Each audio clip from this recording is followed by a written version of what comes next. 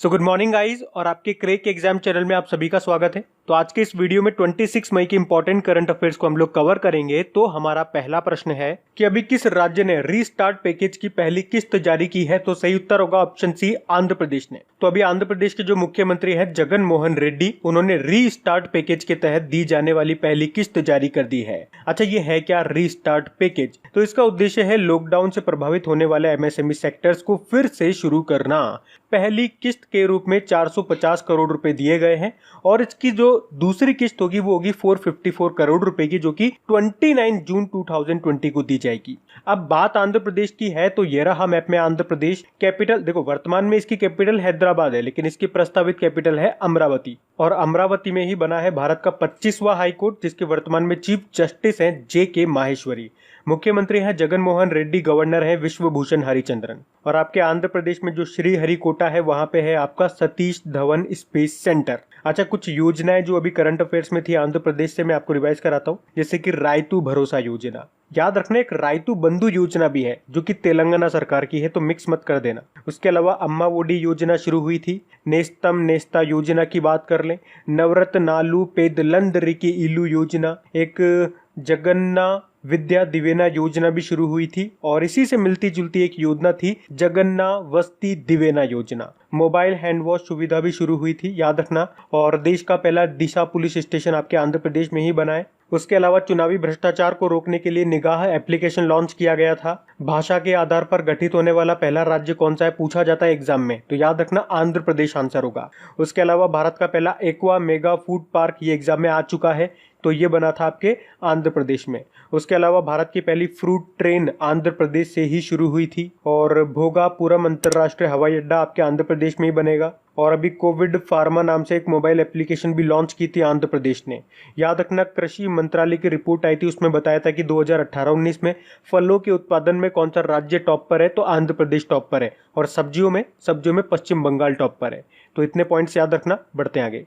फिर है हाल ही में किसे जलवायु परिवर्तन के लिए विश्व बैंक यानी कि वर्ल्ड बैंक के प्रैक्टिस मैनेजर नियुक्त किया है। तो सही उत्तर होगा ऑप्शन ए, अभास झा। तो अभी वर्ल्ड बैंक ने भारतीय अर्थशास्त्री यानी कि इंडियन इकोनॉमिस्ट अभास झा को दक्षिण एशिया में जलवायु परिवर्तन और आपदा जोखिम प्रबंधन का प्रैक्टिस मैनेजर नियुक्त किया है। अच्छा, वर्ल्ड बैंक से एक और मैं आपको क्वेश्चन बताता हूँ। अभी वर्ल्ड बैंक ने 100 विकासशील यानी कि डेवलपिंग कंट्रीज के लिए $160 बिलियन इमरजेंसी सहायता की घोषणा की है। इसके अलावा एक और पॉइंट सुनो, अभी वर्ल्ड बैंक ने कोरोना वायरस संकट को कम करने के लिए और स्वास्थ्य सेवा की गुणवत्ता में सुधार करने के लिए पाकिस्तान को $500 मिलियन लोन देने की घोषणा की है। और इसी तरह से एक और पॉइंट बताता हूं, अभी अमेरिका ने भी कोरोना वायरस महामारी के खिलाफ लड़ाई में सहायता करने के लिए पाकिस्तान को $6 मिलियन देने की घोषणा की है। तो इसमें मैंने आपको 2-3 अलग अलग क्वेश्चन बता दिए, इनको ध्यान रखना पॉइंट वाइज। बाकी अगर दिलीप ओमान की बात करेंगे, अभी इंडियन स्टील एसोसिएशन के नए अध्यक्ष बने और प्रमोद अग्रवाल कोल इंडिया के CMD बने और कपिल देव त्रिपाठी ये राष्ट्रपति रामनाथ कोविंद जी के सचिव बने हैं। बाकी वर्ल्ड बैंक की बात करेंगे, स्थापना 1944 में हुई है। हेडक्वार्टर इसका वॉशिंगटन DC में है और इसके अध्यक्ष कौन है,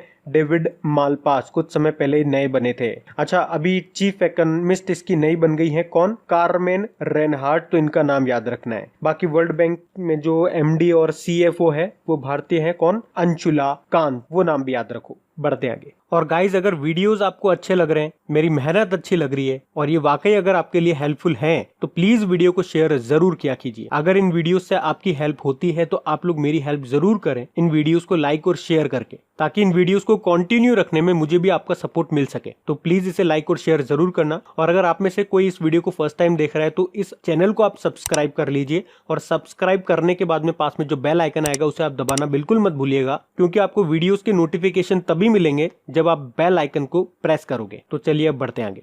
फिर है हाल ही में किस राज्य ने खेलों को उद्योग का दर्जा देने की मंजूरी दे दी है, तो सही उत्तर होगा ऑप्शन सी, मिजोरम ने। तो अभी मिजोरम की कैबिनेट ने खेलों को उद्योग का दर्जा देने की मंजूरी दे दी है और ये सब खेल के क्षेत्र में रोजगार पैदा करने और खेलों में ज्यादा से ज्यादा निवेश यानी कि इन्वेस्टमेंट करने के लिए ऐसा किया गया है। तो खेलों को उद्योग का दर्जा देने से खेल क्षेत्र में शामिल जो भी खिलाड़ी हैं, जो भी दूसरे लोग हैं, उनकी आवश्यकताएं अब पूरी हो सकेंगी। बाकी अगर मिजोरम की बात करते हैं तो ये रहा मैप में मिजोरम।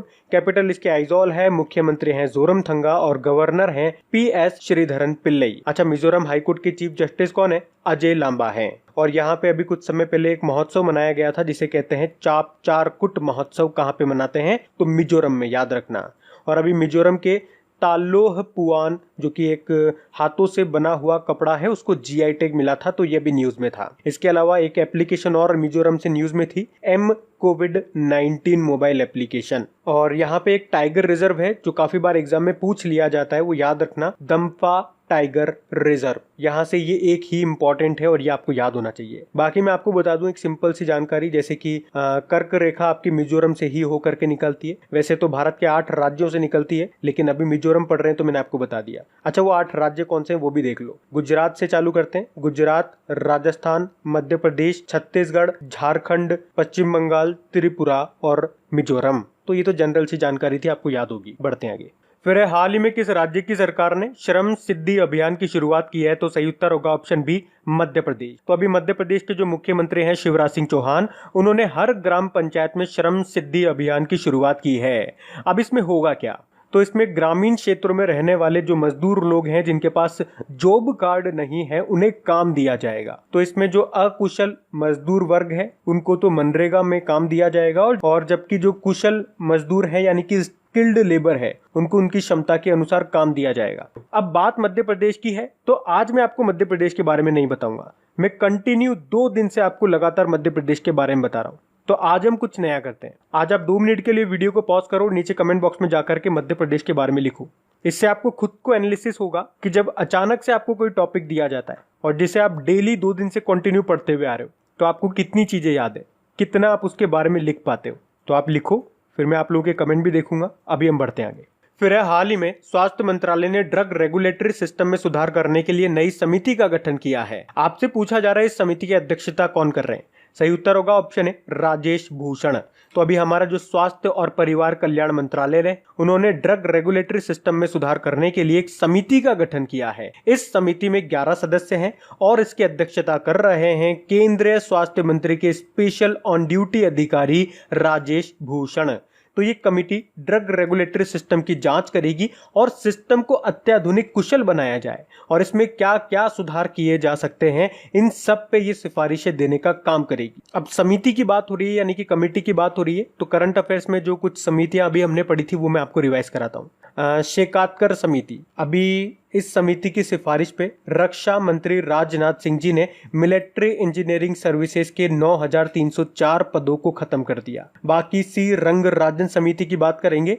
ये सी रंगराजन ये RBI के पूर्व गवर्नर है और अभी तमिलनाडु सरकार ने इनकी अध्यक्षता में एक समिति बनाई है जो क्या काम करेगी, अभी राजकोषीय जो घाटा हुआ है इस लॉकडाउन के दौरान तो उसको कैसे पूरा किया जा सके, उसकी भरपाई कैसे की जा सके, इसके लिए सी रंगराजन समिति बनाई है। उसके अलावा रोहित भार्गव की बात करेंगे। अभी स्पोर्ट्स अथॉरिटी ऑफ इंडिया के सचिव हैं ये और इन्हीं की अध्यक्षता में स्पोर्ट्स अथॉरिटी ऑफ इंडिया ने लॉकडाउन के बाद खिलाड़ियों की ट्रेनिंग फिर से शुरू की जा सके इसके लिए इनकी अध्यक्षता में एक समिति का गठन किया है। तो ये कुछ इंपॉर्टेंट समितियां अभी न्यूज में थी जो मैंने आपको रिवाइज कराई है, ये याद रखना। बढ़ते हैं आगे। फिर हाल ही में जोमेटो के सह संस्थापक यानी कि को फाउंडर कौन बन गए हैं? तो सही उत्तर होगा ऑप्शन ए, मोहित गुप्ता। तो अभी ऑनलाइन फूड डिलीवरी प्लेटफॉर्म है ये जोमेटो और इसने अपने CEO मोहित गुप्ता को प्रमोट करके उन्हें को फाउंडर बना दिया है। आपको बता दूं अब जोमेटो में टोटल 4 सह संस्थापक हो चुके हैं। कौन कौन से? तो एक तो हैं जो मेन है दीपिंदर गोयल, एक है गुंजन पाटीदार, एक है गौरव गुप्ता और एक हो गए हैं मोहित गुप्ता। ये जोमेटो इसका हेडक्वार्टर कहां पर है? इसका हेडक्वार्टर हैदराबाद में है। बाकी ये नाम भी इंपॉर्टेंट है, Shivdas Meena pollution control board के अध्यक्ष बने, मनोज आहूजा CBSE के अभी नए अध्यक्ष बने और राहुल देव, ये तो बहुत इंपॉर्टेंट नाम है, पाकिस्तान एयरफोर्स के पहले हिंदू पायलट बने थे ये, तो ये भी याद रखना। बढ़ते हैं आगे। फिर लॉकडाउन के बाद आयोजित होने वाली हुनर हाट की थीम क्या है? सही उत्तर होगा ऑप्शन है लोकल टू ग्लोबल। तो अल्पसंख्यक मामलों के मंत्रालय की प्रमुख पहल है ये हुनर हाट और इसको कोविड-19 लॉकडाउन के बाद लॉन्च किए जाने की उम्मीद है। ये पहल कौशल मेले का आयोजन करती है और शिल्पकारों के लिए रोजगार पैदा करने का प्रयास करती है। तो सितंबर में इस पहल को लोकल टू ग्लोबल की थीम के साथ लॉन्च किया जाएगा। तो अल्पसंख्यक मामलों के मंत्रालय के अनुसार इस पहल से पिछले 5 सालों में 5 लाख से ज्यादा भारतीय कारीगरों, शिल्पकारों और पाक कला विशेषज्ञों को रोजगार के अवसर मिल चुके हैं। और इसी के साथ ही आपको बता दूं कि यहाँ पे जान भी जहान भी पेविलियन होगा, जहां पे लोगों को पैनिक नहीं प्रिकॉशन की थीम पर जागरूकता पैदा करने वाली जानकारी दी जाएगी। अच्छा, हमारे अल्पसंख्यक मामलों के मंत्री यानी कि माइनॉरिटीज अफेयर्स मिनिस्टर कौन है? मुख्तार अब्बास नकवी हैं। बढ़ते आगे। फिर है अगकर शोध संस्थान यानी कि अगकर रिसर्च इंस्टीट्यूट ने किस अनाज के 2 वैकल्पिक बौने जीन RH-T14 व RH-T18 की मैपिंग की है? तो सही उत्तर होगा ऑप्शन बी, गेहूं। अच्छा, सबसे पहले तो आप ये याद रखो कि ये अगकर रिसर्च इंस्टीट्यूट कहां पर है? तो महाराष्ट्र के पुणे में है। और अभी इन्होंने 2 वैकल्पिक बौने जीन डेवलप किए हैं। तो इनका फायदा क्या होगा? तो देखो, खेतों में धान की यानी कि चावल की खेती के बाद जो उसके अवशेष बच जाते हैं तो किसान क्या करते हैं? किसान उनको जला देते हैं। और आपको पता है जलाने से काफी पॉल्यूशन होता है। और जलाते क्यों है? क्योंकि जलाने से खेत फिर से साफ हो जाता है अगली फसल करने के लिए। लेकिन इस केस में आपको उन्हें जलाने की जरूरत नहीं है। इसके अलावा शुष्क मृदा जो होती है, शुष्क मृदा समझते हो ना, जिस मिट्टी में इतनी नमी नहीं है, तो ऐसी मृदा में भी, ऐसी मिट्टी में भी आराम से आप इनकी बुवाई कर सकोगे। और इसी तरह से आपको याद होगा अगकर रिसर्च इंस्टीट्यूट ने कुछ समय पहले गेहूं की एक बायोफोर्टिफाइड किस्म भी विकसित की थी जिसका नाम है MACS 4028। और इसी तरह से आपको याद होगा गुजरात में गाजर की एक नई प्रजाति का विकास किया गया था जो कि बायोफोर्टिफाइड है और उसका नाम है मधुबन गाजर। बढ़ते आगे। फिर है बॉम्बे हाईकोर्ट के बयान के अनुसार कोविड-19 महामारी के बीच कौन सा अधिकार जीवन के अधिकार का भाग है? सही उत्तर होगा ऑप्शन ए, सभ्य दफन का अधिकार। तो बॉम्बे हाईकोर्ट के अनुसार सभ्य दफन का अधिकार जीवन के अधिकार का हिस्सा है। तो एक्चुअली अभी कोविड-19 महामारी की स्थिति के बीच हाईकोर्ट के अनुसार एक सभ्य दफन के अधिकार से किसी व्यक्ति को वंचित नहीं किया जा सकता है। अच्छा, यहां से आप इतना सा याद रख लें कि अभी नए चीफ जस्टिस बने, उनका नाम क्या है? दीपांकर दत्त नाम है। बढ़ते आगे। फिर है हाल ही में फुटबॉल खिलाड़ी आर्टिज अदुरिज ने संन्यास की घोषणा कर दी है। आपको बताना है ये किस देश से हैं? तो सही उत्तर होगा ऑप्शन सी, स्पेन से। तो अभी स्पेनिश स्टार फुटबॉल खिलाड़ी हैं ये आर्टिज अदुरिजो, और अभी इन्होंने चिकित्सा कारणों का हवाला देते हुए संन्यास की घोषणा कर दी है। अच्छा, एक और प्रश्न बताता हूं मैं आपको। अभी अमेरिका की टेनिस प्लेयर हैं जेमी हैम्पटन, इन्होंने भी संन्यास की घोषणा कर दी है। बाकी अगर स्पेन की बात करेंगे तो देखो, स्पेन की जो कैपिटल है वो मैड्रिड है और मैड्रिड में आपका वर्ल्ड टूरिज्म ऑर्गेनाइजेशन का हेडक्वार्टर भी है। इसकी करेंसी है यूरो और इसके प्रेसिडेंट है पेड्रो संचेज। बढ़ते आगे। फिर है हाल ही में बलबीर सिंह दोसांझ का निधन हो गया है। इनका संबंध किस खेल से था? सही उत्तर होगा ऑप्शन है, हॉकी से। तो भारत के पूर्व हॉकी खिलाड़ी थे ये बलबीर सिंह दोसांझ और अभी इनका निधन हो गया है।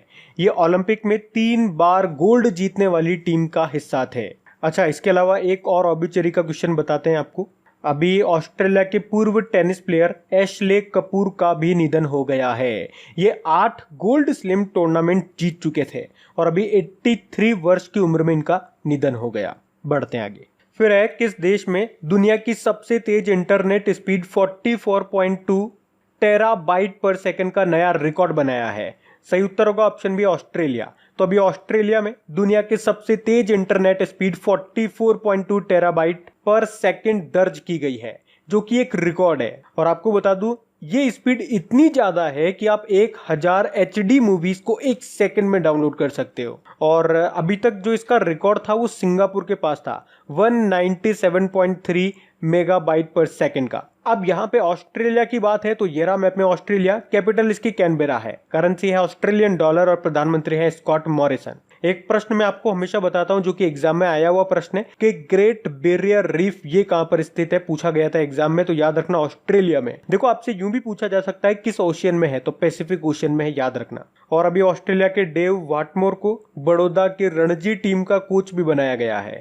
और याद रखना ऑस्ट्रेलिया का जो सर्वोच्च नागरिक सम्मान है जिसको कहते हैं ऑर्डर ऑफ ऑस्ट्रेलिया, उससे सम्मानित किया गया था किरण मजूमदार शो को, और ये सम्मान पाने वाली ये चौथी भारतीय बनी थी। इसके अलावा अभी 2020 में ICC वुमेन्स चैंपियनशिप ट्रॉफी जीती किसने? ऑस्ट्रेलिया ने, भारत को हरा करके। और अभी आईसीसी T20 रैंकिंग में ऑस्ट्रेलिया टॉप पे रहा था, वो भी पहली बार। टेस्ट रैंकिंग में भी ऑस्ट्रेलिया टॉप पे था और ओडीआई में तो इंग्लैंड टॉप पे था। एक और पॉइंट याद रखना, पिच ब्लैक वायु सैन्य अभ्यास जो कि आयोजित किया जाता है ऑस्ट्रेलिया के द्वारा, अभी इसे कोविड-19 के कारण रद्द कर दिया गया। अब बात करेंगे कल के वीडियो में पूछे गए प्रश्न। तो कल के वीडियो में आपसे पूछा गया था किस देश ने ओपन स्काई संधि से अलग होने की घोषणा कर दी है। सही उत्तर होगा ऑप्शन है अमेरिका।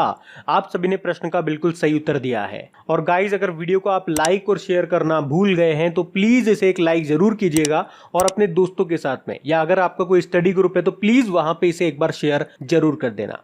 तो गाइज, इन सभी क्वेश्चंस का क्विज बना करके मैंने एप्लीकेशन पे अपलोड कर दिया है। तो अगर आपने वीडियो बिल्कुल ध्यान से देख लिया है तो वहां जाइए और इन सभी क्वेश्चंस का आप प्रैक्टिस लगा लीजिए, ताकि ये सारे क्वेश्चंस आपको अच्छी तरीके से याद हो जाए। और जो नए स्टूडेंट इसे पहली बार देख रहे हैं, आपको बता दूं कि क्विज में अब रैंकिंग फीचर भी ऐड हो चुका है।